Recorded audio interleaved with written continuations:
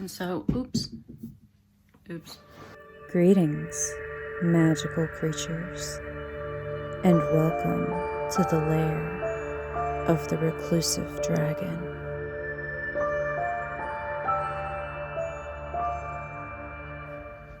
Greetings and welcome back. Thank you for joining me here. If you haven't already, please hit the subscribe button and turn that little notification bell on. Today I'm going to show you how I made the molds for my anatomical hearts. So this is the design for my anatomical hearts. These are pendants. They're available in my Etsy shop, by the way.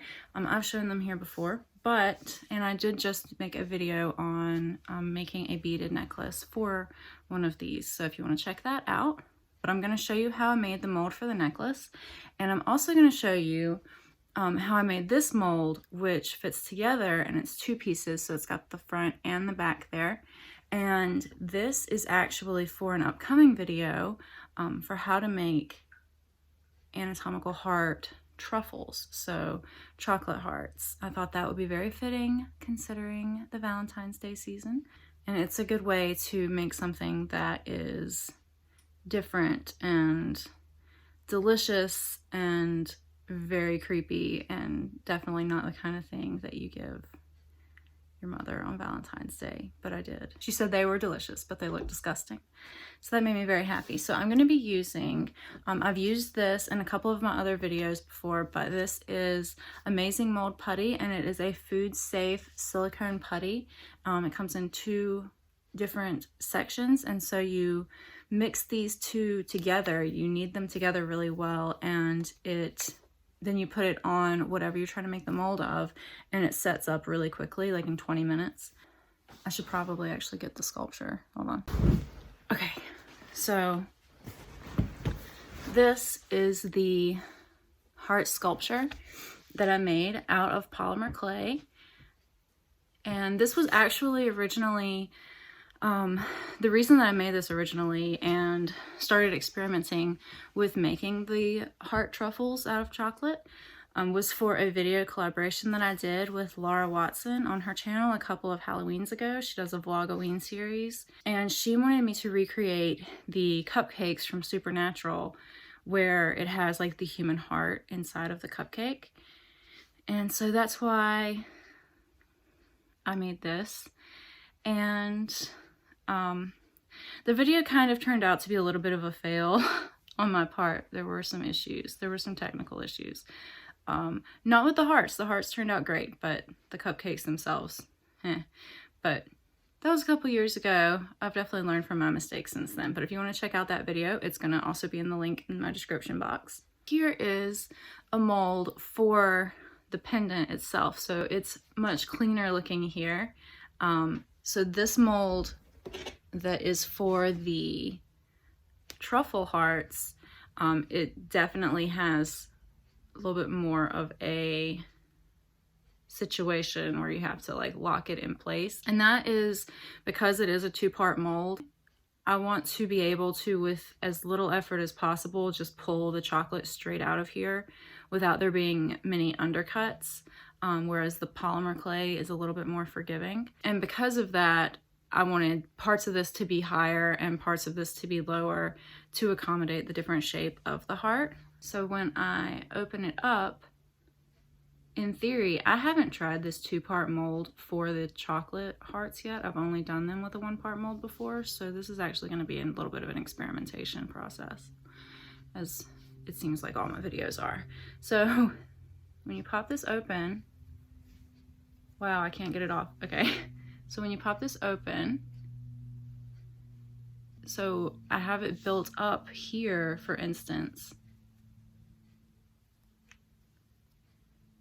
instead of having it just at the halfway mark and having all of this be enclosed in the front mold, which really wouldn't work since I'm pulling out something that's soft like chocolate. So that's why it's kind of a different shape, and also just so that they fit together nicely. But I do use the same silicone for my heart pendant mold as my chocolate mold. So the heart pendant mold is Foodsafe, but I don't ever use the heart pendant mold that I've put polymer clay in for my chocolate hearts. I don't want to chance the possibility that there's ever going to be any polymer clay in my food. So I keep those separate, but I just use the same putty to make the mold.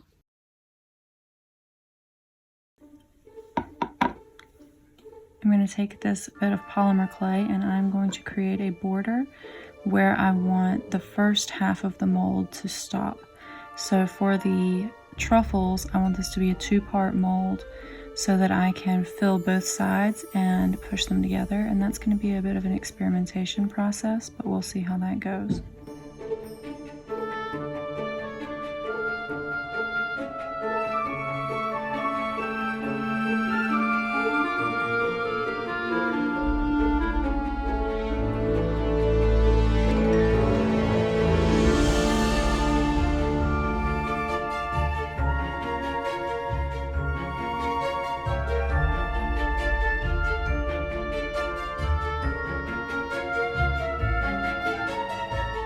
I have covered half of this mold in Sculpy clay, and that I'm going to tear off later. It's just to use as a barrier so that I know exactly where I want all of the silicone to go. And I've done my best to create a nice clean seam, and I've tried to have as much of this detail forward. There are undercuts here, and that's okay because I'm using silicone, so it can just peel off, but I am going to try to apply the silicone as thinly as possible. So I'm going to go ahead and mix these in equal parts. And it only has 2 minutes of working time, so I have to be really quick once I start mixing these.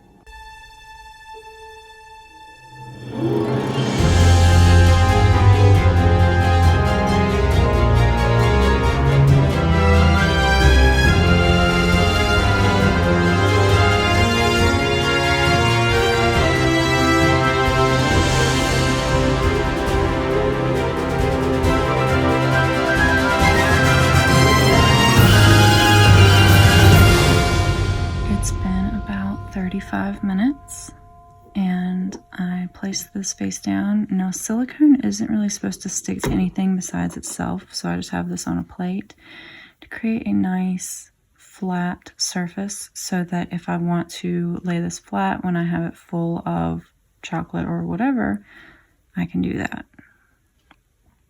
Okay, I'm gonna, oh, that's, all right, so that indicates to me that I didn't mix that well enough because it shouldn't have been like that. Hopefully that's not indicative of more problems like that. Let's see. Okay, so we're gonna peel this off. I wonder if it's degrading or if I just didn't mix it right. It shouldn't have all this. It shouldn't have this here. That's not a good thing. But for the purpose of what we're using it for, and that's really thin right there too. Can't really see it, but it's very thin. We're just gonna keep going. Right now I'm gonna remove all of this and I'm gonna do the exact same thing on the other side, but with this mold connected. The silicone will stick to itself, so I am going to coat this with a very thin layer of Vaseline to prevent the other side of the mold from sticking to this side.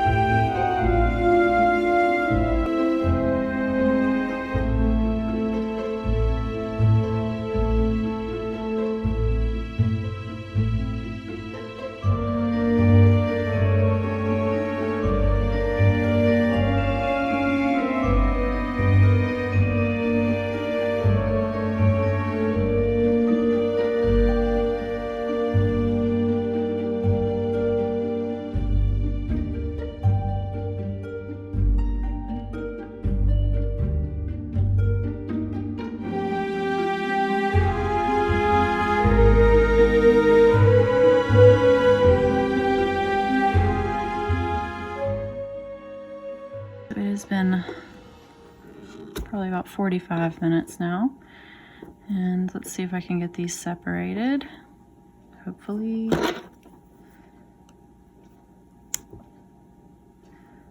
hopefully they're not bonded to each other. There we go. Excellent.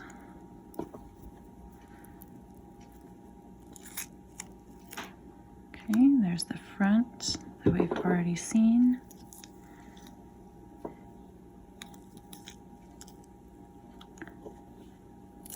And there's the back. And that one a lot more cleanly. I made sure to mix it extra good. Thought I did the first time, but apparently not. There are the two halves of the mold. There's a hole. I'm going to make sure that's cleaned off really good, and I'm going to put a little bit of extra silicone over that hole.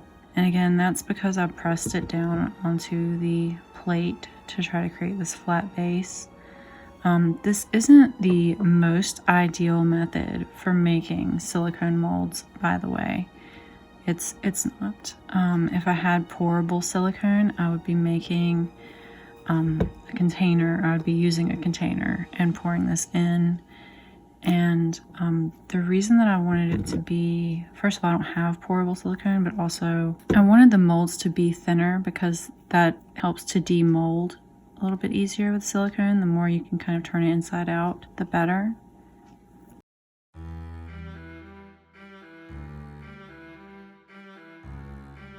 And now I am going to use the exact same method with just a couple of variations to create a mold for my heart pendants. I'm going to start off by putting this in here. So this is what one of my finished heart pendants is going to look like. This is a new design that I just came up with today for how to wire it. For this is about where I want the mold to end.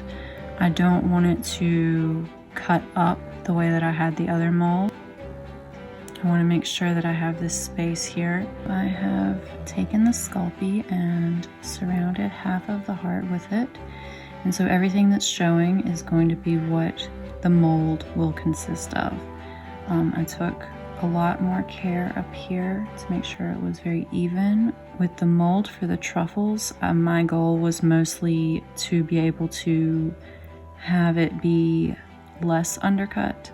But for this one, I really want to get that depth and want to make sure that I get plenty of depth on this side piece. I did cut out the extra piece here, not really cut it off, but I covered it up because I'd made previous molds for the heart necklaces that included that piece, and I ended up covering it up because it just wasn't as strong of a design with it, and also just created an extra area to have a sharp edge on the necklace, which I did not want.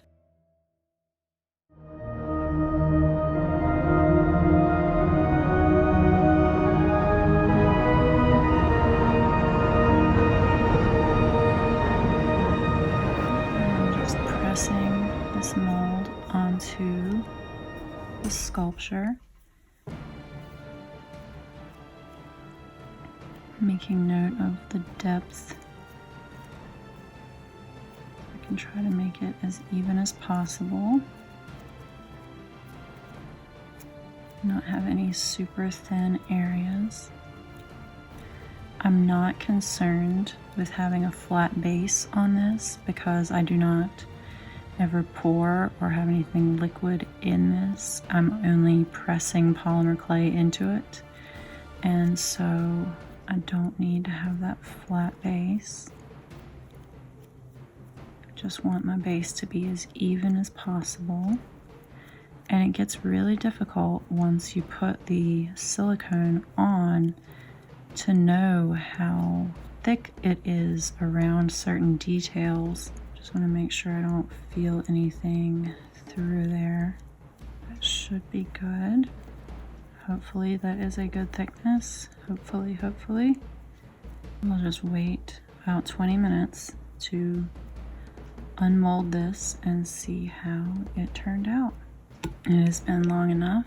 I'm gonna unmold this. This polymer clay, the silicone is not causing any issues. It's not interfering with its ability for me to reuse it in the future. So I was just using it as a barrier. So I'm just going to peel it off and add it back to what I have to use again in the future, probably to make something with, probably not to use for the same purpose again. But it worked really well for this purpose. And here we have the mold for my anatomical heart pendants. Looks really good.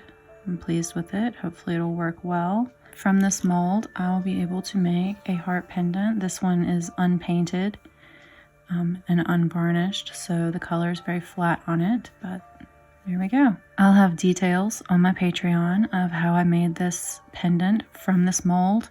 If you'd like to see a video of that, please let me know in the comments. And I will also pin in the comments my video of creating my heart truffles with this mold. So we have the original sculpture. We have the silicone mold from that sculpture. Here we have the anatomical heart pendant from the mold, like this. And here is a version of the anatomical heart pendant with a beaded necklace. And so I will link the video for the creation of that down in the description box if you want to check it out.